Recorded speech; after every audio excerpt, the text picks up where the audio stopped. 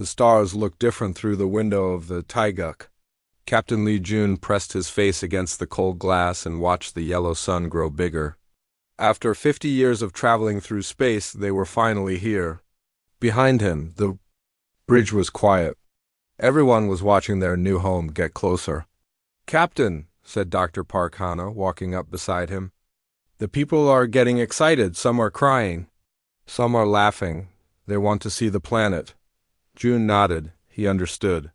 These people had been born on the ship. Their parents had died during the long trip. For them, this planet was the first real home they would ever know. "How does it look?" June asked engineer Kim Tae, who was studying the computer screens. Tae smiled. "It looks perfect, Captain. Green and blue, just like Earth. The air is good to breathe. There is water everywhere. The temperature is warm but not too hot." Commander Yoon-soo joined them. She was young but smart. June trusted her completely. "The landing teams are ready," she said. "We can start sending people down in 2 hours." June looked at the planet again. It was beautiful. Mountains reached up to touch white clouds. Oceans sparkled in the sunlight. Green forests covered the land like a soft blanket. It looked peaceful. It looked safe, but something felt wrong. "Tae," June said, "are you sure no one lives there?" Tae checked his computers again. The scans show no cities. No roads, no big buildings. If someone lives there, they must be very simple people. June was not satisfied. During his years as a soldier on Earth, he had learned to trust his feelings. His feelings told him to be careful. The first landing ships went down at sunrise. June watched from the bridge as 12 small ships flew toward the planet. Each ship carried 20 people. Scientists, doctors, engineers, and soldiers. They would build the first camp and make sure it was safe. 3 hours passed. Then the radio came alive. "Captain!" It was Dr. Hannah's voice, but she sounded scared. "Captain, you need to hear this." "What is it, Doctor?" There are people here, but they are not like us. They are not human." June felt his heart beat faster. "Explain." "They look like walking crystals. Clear like glass, but they shine with their own light. They are tall. Much taller than us, and Captain, they can talk without moving their mouths. The sound comes from inside their bodies." Tae looked worried. "Are they dangerous?" "I don't know," Hana said through the radio. "They just appeared. 1 minute we were alone, the next minute they were standing around us. They don't carry weapons, but Captain they don't seem happy." To see us, June made a decision. "I'm coming down. Sue, you have the ship.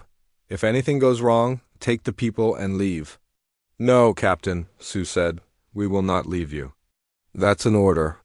June took a small ship and flew down to the planet. The air was sweet and clean. The grass was soft under his feet. But he could not enjoy the beauty. Ahead of him, he saw the human camp. Around the camp, he saw them. The crystal people were amazing to look at. They were 3 meters tall and shaped like humans, but made of clear stone that glowed with blue light. When they moved, they made soft musical sounds. When they talked, the music became words. "Welcome, small ones," said the closest crystal being.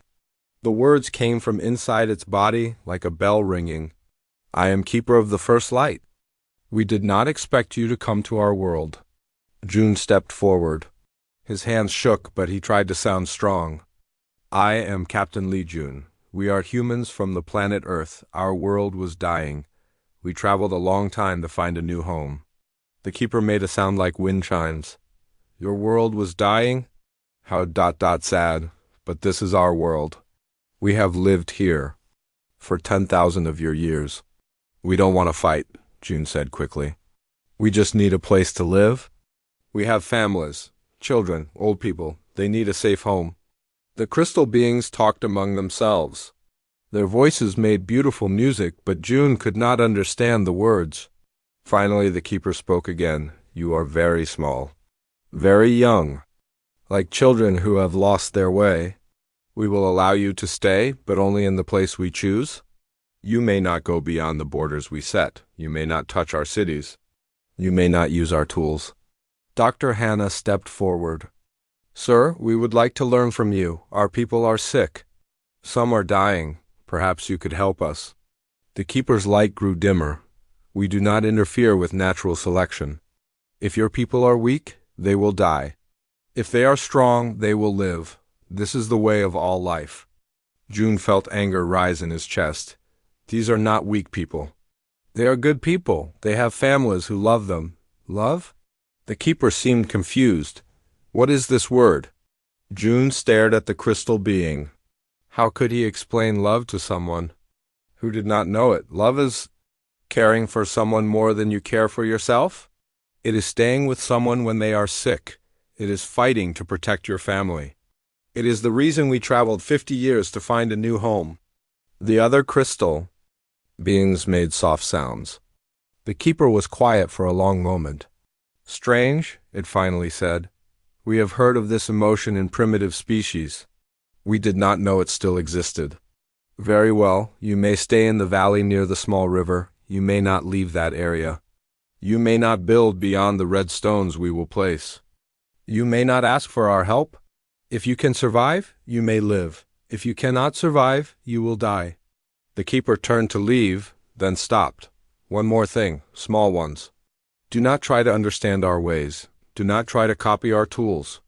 You are not ready for such knowledge. It would be dangerous for you. Then the crystal beings were gone. They disappeared like smoke, leaving only the sound of distant music. June looked around at his people. They were scared but trying to be brave. Dr. Hana was holding hands with Tay. Sue was checking her weapon, even though it would be useless against beings who could disappear. Well, June said, trying to smile, we have a home. It's not what we wanted, but it's better than dying in space. But as he looked at the red stones their crystal beings had placed around their small valley, June felt that bad feeling again. They were not guests here, they were prisoners. And prisoners, he knew, were always in danger. That night, as the human camp grew quiet, June stood guard. Above him, 2 moons shone down on their new world. In the distance, he could see lights. From the crystal cities, beautiful lights that his people would never be allowed to see up close. He thought about the keeper's words. Natural selection. Primitive species. The crystal beings saw humans as animals. Smart animals, maybe, but still just animals. June touched the small picture in his pocket. It showed his wife and daughter, both dead now, buried in space during the long journey. He had promised them he would find a safe home for the human race. Looking at the red stones that marked their prison, he wondered if he had kept that promise, or if he had led his people into a trap.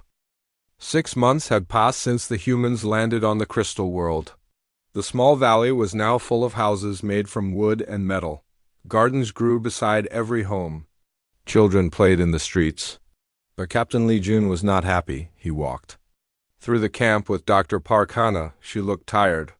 Her medical bag was heavy with medicine that was running out. How many are sick today? June asked. 15, Hana said sadly. The same sickness that killed Old Man Park last week. Their bodies get hot, they cannot breathe well, then they die. June stopped walking, and the crystal people could cure this? Yes, I have seen their medical technology when they visit us. They have machines that can fix any sickness in minutes. But they say helping us would be interference. Young Choi Min ran up to them. He was only 22, but he was their best diplomat. He was always trying to make peace with the crystal beings. Captain, Min said, breathing hard, the keeper wants to meet with you. He says some humans have been found near the red stones. June sighed. The red stones marked the border of their prison. Some humans had tried to cross them to find more land or better resources. The crystal beings always brought them back. At the edge of the valley, the keeper of the first light was waiting. With him were 3 humans, engineer Kim Tae, a young woman named Lee Na, and a teenage boy called Kim Jun. These small ones were found outside the permitted area, the keeper said. His crystal body glowed with angry red light. This is the 3rd time in 2 weeks. We were just looking for better soil, Tae said. Our crops are not growing well. The ground here is too rocky. That is not our concern, the keeper replied. You will stay within the boundaries, or we will send you away from this world. Choi Min stepped forward. Great Keeper, please understand, we have over 3,000 people now. The valley is getting too small. We need more space.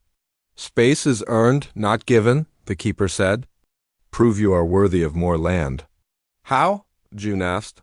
The Keeper was quiet for a moment. Then he said, survive winter without our help. Winter comes in 2 months. It will be very cold.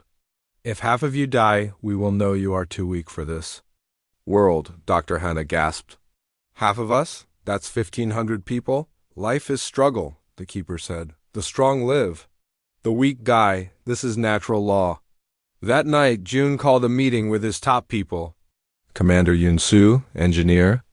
Kim Tae, Dr. Hana, Security Chief Bae-won, and Dr. Kang-sol all sat around a small table. We need to prepare for winter, June said. The crystal beings will not help us. I've been studying their technology in secret, Dr. Sol said quietly. She was a physicist who had been watching the crystal beings carefully. They have heating systems that could keep our whole camp warm, but they are powered by something I don't understand. Daewon hit the table with his fist. I don't trust them. They could kill us any time they want. Why keep us alive at all? Maybe they find us interesting, Sue suggested, like people watching animals in a zoo. Tae looked at his hands. I've been thinking. We've always depended on technology from Earth, but Earth technology was made for Earth. Maybe we need to think differently here. What do you mean? Hannah asked. I've been watching how the crystal beings build things. They don't just use machines.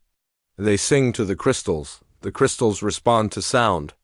Maybe we can learn to do that too. Dr. Sol's eyes got bright. That's interesting. I've noticed they use harmonic frequencies to communicate. Maybe the same frequencies control their technology. Over the next few weeks, the humans worked harder than ever before. They built bigger food stores. They made warmer clothes. They tried to copy crystal technology, but it was very difficult. Then the sickness got worse. 3 people died in one day, then 5 the next day. Dr. Hannah worked day and night, but her medicines were almost gone. Please, she begged the Keeper when he came to check on them. Just give us the medicine. We're not asking for your advanced technology. Just help us save lives. Death makes the living stronger, the Keeper replied. Those who survive will have stronger children. Young men tried a different approach. Great Keeper, you said you find U.S. interesting. If we all die, there will be nothing left to interest you. The Keeper's light grew brighter. You think you are important to us? You are like insects? Interesting for a moment, then forgotten. Bae-won stepped forward. His hand was on his weapon. Don't talk to us that way. We are human beings. We have dignity. Dignity? The Keeper seemed amused. What dignity do insects have? That was when everything changed. A small girl named Park Soo ran up to Dr. Hana. She was crying. Doctor, doctor. My mommy won't wake up. Hannah ran to help, but it was too late. The woman was dead. The little girl cried and held her mother's hand. The Keeper watched this without emotion. Remove the body, it said. It will spread disease. No. Park Soo screamed. Don't take my mommy. The small one will learn to accept loss, the Keeper said, or it will die too. That was when June understood. The crystal beings didn't just think humans were animals. They thought human feelings were stupid and useless, but June knew better. He watched as Tae picked up little Park Soo and held her. He watched as Hannah closed the dead woman's eyes with gentle hands. He watched as Min organized food for the funeral. The crystal beings were advanced. They were powerful. They were smart, but they had forgotten how to care. That night, June made a decision. He called his leaders together again. We're going to survive this winter, he said. Not because the crystal beings allow us to, but because we choose to. How?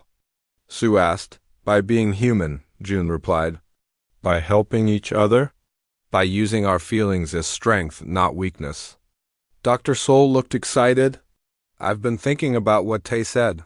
Maybe we can't copy their technology exactly. But maybe we can make something better. Better? Juan asked. Human technology, Sol said. Technology that works because we care about each other. Technology built with love instead of cold logic. The Fey One laughed, but it wasn't a happy laugh. Love against crystal beings? That's not much of a weapon. Maybe it's the only weapon we have, Hannah said quietly. Outside, the first snow began to fall. Winter was coming. The crystal beings expected half the humans to die, but the humans had something the crystal beings didn't. Understand? They had each other, and they were going to fight for each other, no matter what it cost. June looked out at the snow and made a promise. Not to the crystal beings, not to the planet, but to his people. We will survive, he whispered. All of us. In the distance, crystal cities glowed with cold, perfect light. Beautiful, but empty. The human camp glowed too. But their light came from fires built by hands that cared. From homes filled with families who loved each other. It wasn't perfect light, but it was human light. And soon, June thought, it would be enough. The ground started shaking at dawn. Dr. Park Hannah woke up when her bed began moving back and forth. Outside, she could hear people screaming. She ran out of her house and saw the whole valley moving like water. Earthquake! Someone shouted. The shaking got worse. Houses fell down. The medical center where Hannah worked crashed to the ground. People ran everywhere, trying to find safe places. Engineer Kim Tae was helping people get out of falling buildings when he saw something terrible. The big water tank that supplied the whole camp was falling over. Right toward the school where 30 children were having breakfast. Run! Tae shouted at the children. But they were too scared to move. Tae ran toward the falling tank. He could not stop it, but maybe he could slow it down. He grabbed a metal pole and tried to block the tank's path. The tank hit him and crushed his legs. But his sacrifice gave the children time to run. They all escaped safely. Captain Lee Jun found Tae under the heavy metal. Tae was still alive, but badly hurt. The children, Tae whispered. Safe, Jun said. All safe because of you. Tae smiled and closed his eyes. Dr. Hannah worked on Tae with her remaining medical supplies, but she knew he needed advanced surgery. Surgery that the crystal beings could do easily. When Commander Yoon-soo found them, she was carrying terrible news. Captain, she said, crying. The nursery building collapsed completely. We lost 8 children, and Dr. Hannah's daughter Minji is trapped underneath. Hannah dropped her medical tools and ran to the collapsed nursery. Other people were already digging through the broken concrete and wood. Hannah dug with her bare hands until they were bloody. They found Minji 2 hours later. She was only 6 years old. She had been crushed by falling rocks. Hannah held her daughter's small body and cried like her heart was breaking. Security Chief Baewon was furious. Where are the crystal beings? He shouted. Why didn't they warn us? They have technology that can predict earthquakes. Young Choi Min was equally angry. They knew this was going to happen. They could have saved everyone. Just then, the keeper of the first light appeared with 3 other crystal beings. They looked at the destroyed camp without emotion. The earth moved, the keeper observed. Some of you died. This is natural. Dr. Hannah stood up, still holding her dead daughter. Her face was dirty and her eyes were red from crying. You could have warned us, she said in a quiet voice. Why? The keeper asked. Because we asked you to. Because we're living beings. Because ... Hannah's voice broke. Because this little girl didn't have to die. The keeper looked at Minji's body. Death is part of life. Weak species die in earthquakes. Strong species learn to predict them. She was 6 years old. Hannah screamed. How could she predict anything? If she was too young to survive, then her death removes weakness from your species. The keeper said calmly. That was when Baewon pulled out his weapon. He pointed it at the keeper. Take that back. Take back what you said about her daughter. The keeper didn't move. Your primitive weapon cannot hurt us. Put it away before you embarrass yourself further. June quickly stepped between them.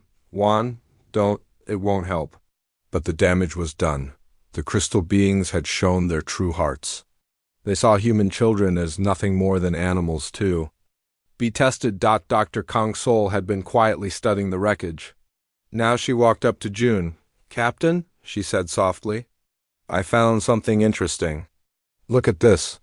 She showed him a piece of crystal technology that had fallen from one of the crystal beings during the earthquake. It was damaged, but still working. "This is how they communicate with each other," Sol explained. "And I think I'm starting to understand how it works." The keeper heard her. "Return that immediately. Your primitive minds cannot comprehend our technology." "Maybe not," Sol said, "but we can try." Over the next week, the humans buried their dead and rebuilt their camp. But something had changed. The grief and anger had united them in a new way. Engineer Kim Tae survived his injuries, but he could not walk anymore. As he lay in his bed, he designed new buildings that could survive earthquakes. Buildings the crystal beings said were impossible for humans to make. Dr. Hannah threw herself into her work. She studied every piece of crystal technology she could find. She wanted to build medical equipment that could save lives. Lives the crystal beings thought were worthless. Young Lim Dong, who was Tae's student, worked day and night on new metal mixtures. He was only 19, but he was brilliant. He mixed human steel with tiny pieces of crystal dust to make something completely new. "Look at this," Dong showed June. He hit a piece of the new metal with a hammer. The metal didn't break. Instead, it rang like a bell. "It's stronger than anything we brought from Earth," Dong explained. "And stronger than crystal, too. I call it Harmony Metal because it combines both of our technologies." Former pilot Shinae had been working on something different. She was studying how the crystal beings moved. "How they appeared and disappeared? They don't really disappear," she told the others. "They move very fast. Faster than our eyes can see. But if we could move that fast too." Dr. Sol was making the most progress. She had figured out how crystal technology responded to sound and emotion. But she discovered something the crystal beings didn't know. Human emotions made the technology work better. "When I'm angry, the crystal gets hotter," she explained to June. "When I'm sad, it gets colder. When I think about the people we lost, it gets incredibly powerful." "They said emotions make us weak," June said. "They were wrong," Sol replied. "Emotions make us human. And being human makes us stronger than they think." 3 months after the earthquake, the keeper came to check on the human camp. He expected to find fewer humans, weaker humans, broken humans. Instead, he found something that confused him. The humans had built better houses. They had new tools. They had weapons that glowed with inner light. They had vehicles that moved almost as fast as crystal beings, and they had something else. Something the keeper had never seen before. They had hope. "How did you do this?" the keeper demanded. "You are primitive. You should not be able to improve so quickly." Captain June smiled. It was not a happy smile. "You taught us something important, keeper. You taught us that we can't depend on anyone but ourselves. Impossible. You cannot match our technology." "You're right," June agreed. "We can't match your technology, but we don't need to. We have something better." "What?" June looked around at his people. At Tae designing buildings from his wheelchair. At Hannah creating medicine from crystal fragments. At Young Dong forging new metals with tears in his eyes. At A building vehicles powered by human determination. "We have each other," June said simply. "We have love. We have the memory of everyone we've lost. And we have the promise we made to them." "What promise?" "That their deaths would mean something, that we would survive, that we would become strong enough to protect the people we love." The keeper's light flickered. For the first time, he seemed uncertain. "You are still just primitives," he said, but his voice was not as confident as before. "Maybe," June replied. "But we're primitives who learn from our pain. Primitives who get stronger when we're hurt. Primitives who fight hardest when we have something to lose." That night, after the keeper left, June stood at Minji's grave. Dr. Hana was there too, placing fresh flowers on the small stone. "She would be proud?" June said softly. "Proud of what?" Hannah asked. "Proud that her death made us remember who we are. Made us remember that being human isn't about being perfect or emotionless. It's about caring so much that you'll fight impossible? Battles, Hannah wiped away a tear. The crystal beings think they're better than us because they don't feel pain. They're wrong, June said. Pain teaches us. Loss makes us stronger. Love gives us something worth fighting for. Above them, the stars shone down on the human camp. In just 3 months, the humans had gone from helpless refugees to something else, something the crystal beings didn't understand, something dangerous, in the distance. The crystal cities glowed with their cold, perfect light. But the humans longer envied that light. They were making their own light now, and it was getting brighter every day. 1 year had passed since the earthquake. The human camp looked nothing like it did before. Young Lem Dong stood in his workshop, watching sparks fly from his new forge. He was making weapons now.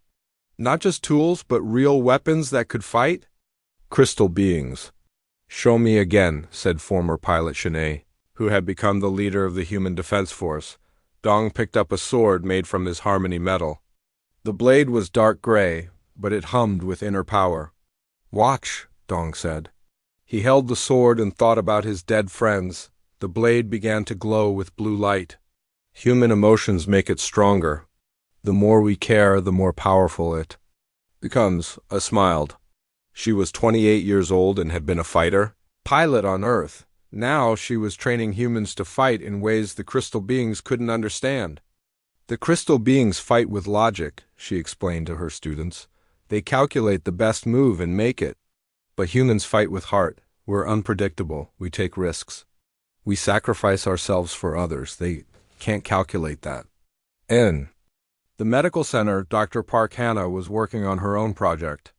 She had built new medical machines using crystal technology, but powered by human emotion instead of cold calculation. When I operate on someone, she explained to her assistant, I think about how much their family loves them. The machines respond. To that love, they work harder to save the patient. Her assistant, a young woman named Ko Jin, was amazed. The crystal beings' machines work, but they're cold. These machines feel warm. That's because they're built with human hands and human hearts, Hannah said. Technology isn't just about being efficient. It's about caring. Dr. Kang Sol had made the biggest breakthrough of all. She had learned to hack crystal communication systems. They talk to each other using harmonic frequencies, she explained to Captain Lee Jun. But they don't encrypt their messages because they never thought anyone could understand them. What are they saying? Jun asked. Sol looked worried. They're getting nervous about us. They're calling us the infection now. They think we're growing too powerful too quickly. Are we? Yes, Sol said simply. We are. Engineer Kim Tae had designed the new human city from his wheelchair. The buildings were stronger than anything on Earth. They could survive earthquakes, storms, and even attacks from crystal weapons, but the most amazing thing was the power system. Look at this, Tae showed June. He pointed to a crystal at the center of the city. But this crystal was different from the others. It was warm to the touch and pulsed with gentle light. It's powered by the community, Tae explained. Every person in the city contributes a little bit of their emotional energy. When someone is happy, the crystal gets brighter. When someone is sad, it stores that energy for when we need it most. The crystal beings could never build something like this, June realized. No, Tae agreed. Because they would have to care about each other, and they don't know how to do that. The humans had also learned to move like the crystal beings. Shin A had figured out that it wasn't just about speed. It was about believing you could move that fast. Confidence, she told her trainees. If you believe you can do something, your body finds a way to do it. The crystal beings are limited by their logic. We're only limited by our imagination. But the most important change was in the humans themselves, Commander Yun-Soo had noticed. At first, we're different now, she told June. Stronger. Not just physically, but mentally too. How so? We've learned to turn our pain into power. Every person we've lost, every hardship we've faced, it's made us more determined. The crystal beings think suffering makes a species weak, but for humans, suffering makes us fight harder. Young Choi Min had become more than just a diplomat. He was now the voice of human determination. "I've been talking to the crystal beings who visit us," he told the leadership council. "They're starting to fear us. They say we're evolving too quickly. They say we're becoming something they don't understand." "Good," said Security Chief Baywan. "Let them fear us. They've never faced a species that gets stronger from being hurt." The humans had also developed new fighting techniques. They fought in groups, protecting each other. When one human fell, two others took their place. When one human was injured, the whole group fought harder to avenge them. "It's called pack tactics," he explained to June. "Animals use it sometimes, but humans have perfected it. We fight as one organism, but we think as individuals. It's confusing for enemies who are used to fighting logical battles." Dr. Soul had made another discovery. "The crystal beings are immortal," she told the others. "They never die naturally. That's why they don't understand sacrifice." "What do you mean?" Hannah asked. "When we sacrifice ourselves for others, it doesn't make sense to them. They can't understand why someone would give up their life for someone else. It's like trying to explain color to a blind person." "That's their weakness," June realized. "They can't predict what we'll do because they don't understand love." The humans had built more than just weapons and buildings. They had built a culture of resistance. Children were taught to be proud of being human. They learned that emotions were not weaknesses, but strengths. They learned that caring for others was the most important thing a person could do. "We're not just trying to survive anymore," June told his people at a community meeting. "We're trying to prove something. We're trying to show that humanity has value. That love is stronger than logic. That caring is more powerful than calculation." The crowd cheered. These were not the same scared refugees who had landed 2 years ago. These were humans who had discovered their own strength. Lim Dong had trained other young people to work metal. They made armor that was light but strong. They made tools that responded to human touch. They made art that glowed with inner beauty. "Every piece of metal we forge," Gong told his students, "is a message to the crystal beings. It says, 'We are here. We are human. We will not be broken.'" Shunei had trained fighters who could move almost as fast as crystal beings. They couldn't disappear, but they could dodge attacks that should have been impossible to avoid. "The secret," she told them, "is not to think about what you can't do. Think about what you must do. Think about who you're protecting.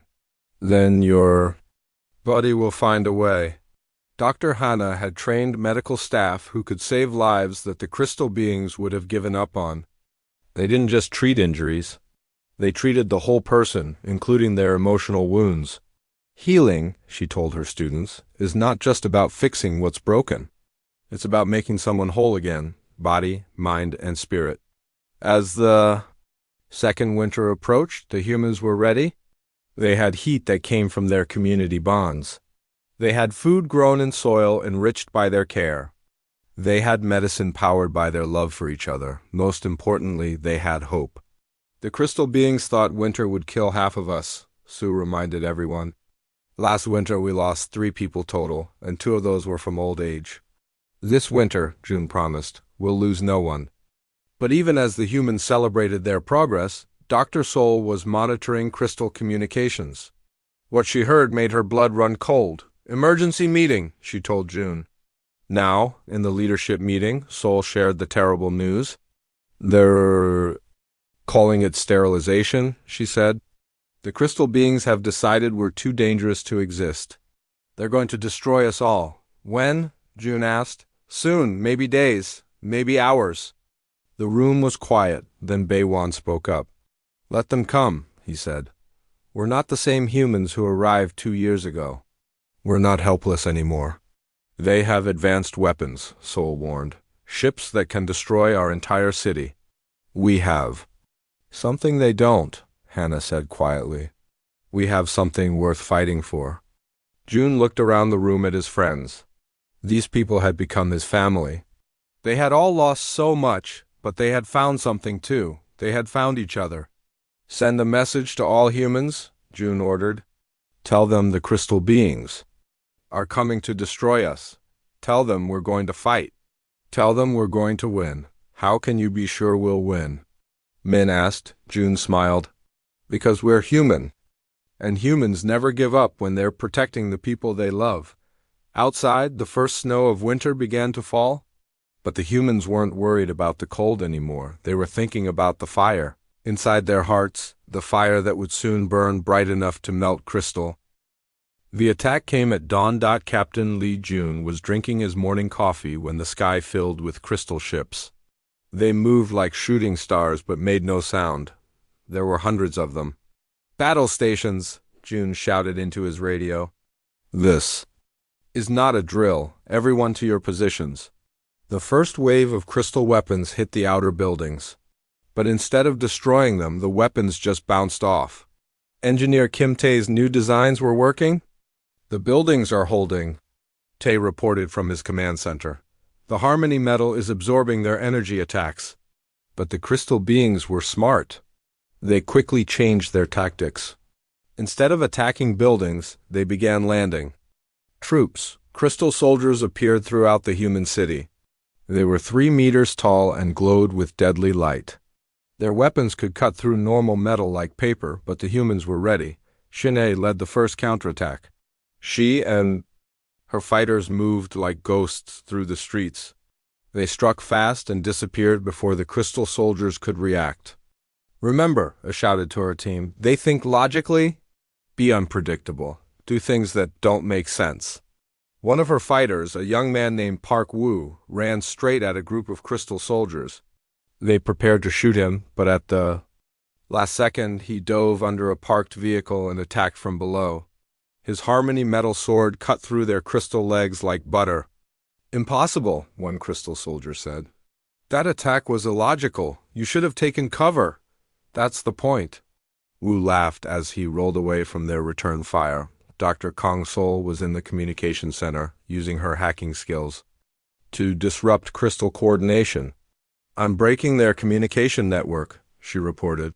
They can't talk to each other properly anymore. This was crucial. Crystal beings fought as one coordinated unit. But humans had learned to fight as individuals, who supported each other. When the crystal beings lost their coordination, they became confused and vulnerable. Young Lim Dong was in his workshop, but he wasn't hiding. He was making weapons as fast as possible. Every few minutes, a human fighter would run in, grab a new sword or spear and run back into battle. More weapons! Shouted a fighter named Li Hai as she ran past. The crystal beings are bringing in reinforcements. Dong's hands moved like lightning, forging blade after blade.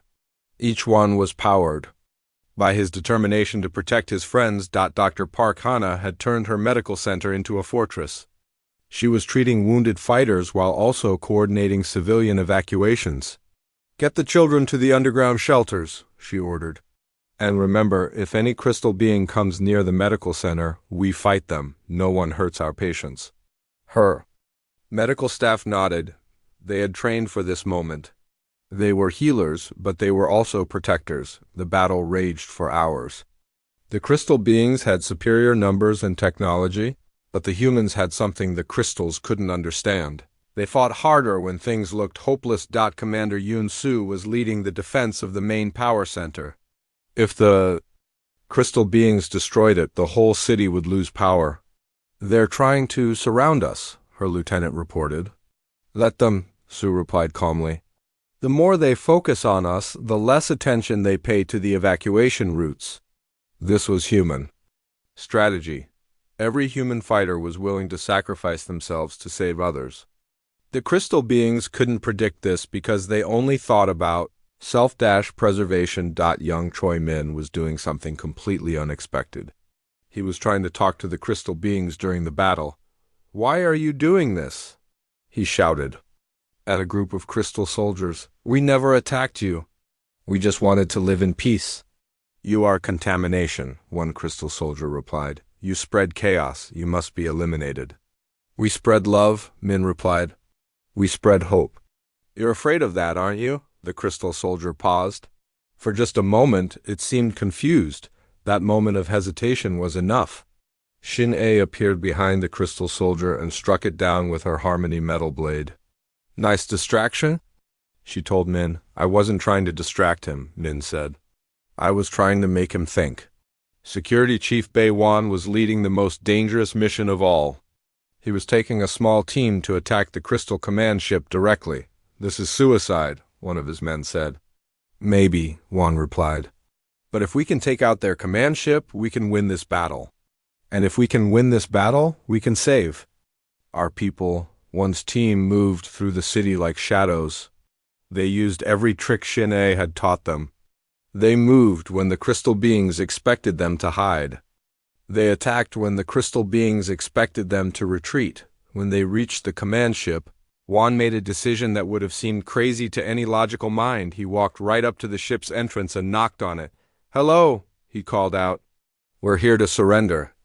The crystal beings inside the ship were so confused by this approach that they actually opened the door to see what was happening. That was when Wan's team attacked. The battle inside the command ship was fierce.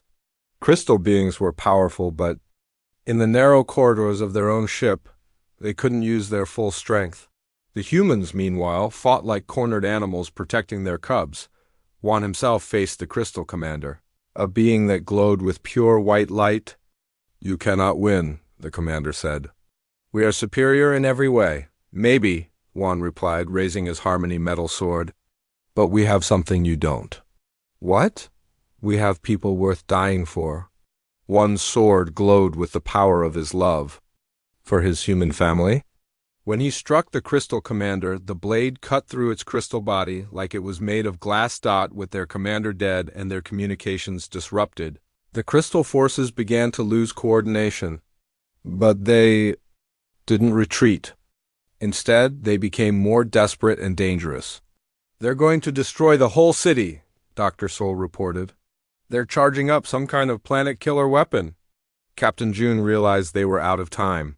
The crystal beings would rather destroy the whole planet than let the humans survive.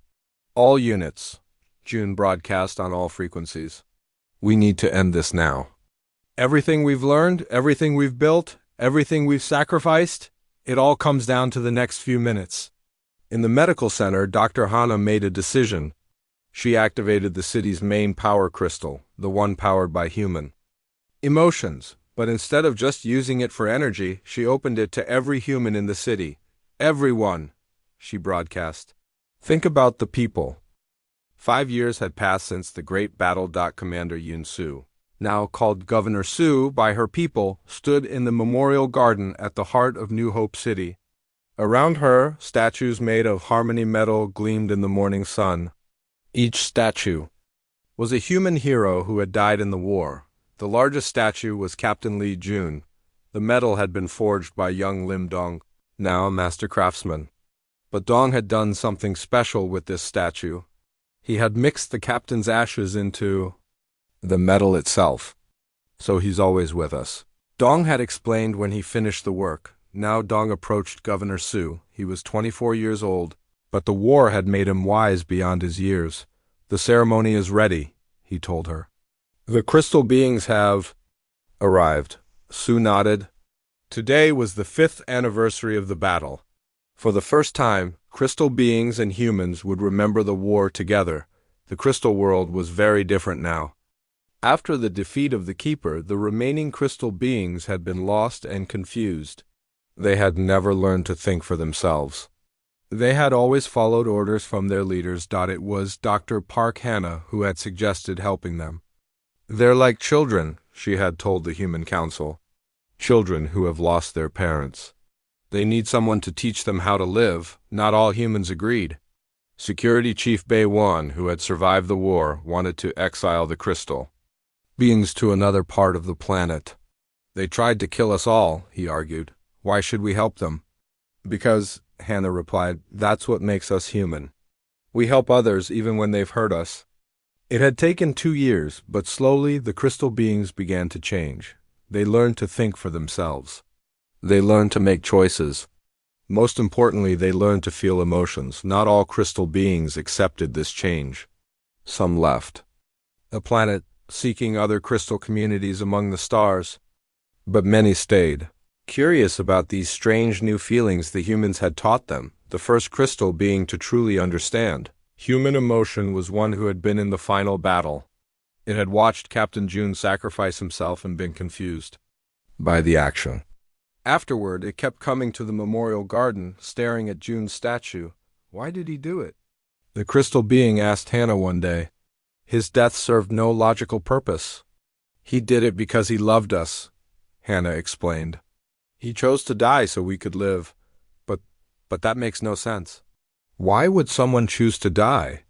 Because sometimes, Hannah said gently, love means putting others before yourself. The crystal being considered this for a long time. Then it said something that surprised everyone. I think I want to learn how to love. That crystal being became the first to truly change. It chose the name Echo because it said human emotions echoed inside its crystal body. Echo became a bridge between the two species. Now, 5 years later, Echo stood beside Governor Sioux in the memorial garden. Its crystal body no longer glowed with cold light. Instead, it pulsed with warm, gentle colors. Thank you for allowing us to participate in this ceremony, Echo said. Its voice had changed, too. Instead of the cold, musical tones of the old crystal beings, Echo's voice was warm and full of feeling. It's right that you're here, Sioux replied. You've become part of our community. The ceremony began with the reading of names. Every human who had died in the war was remembered.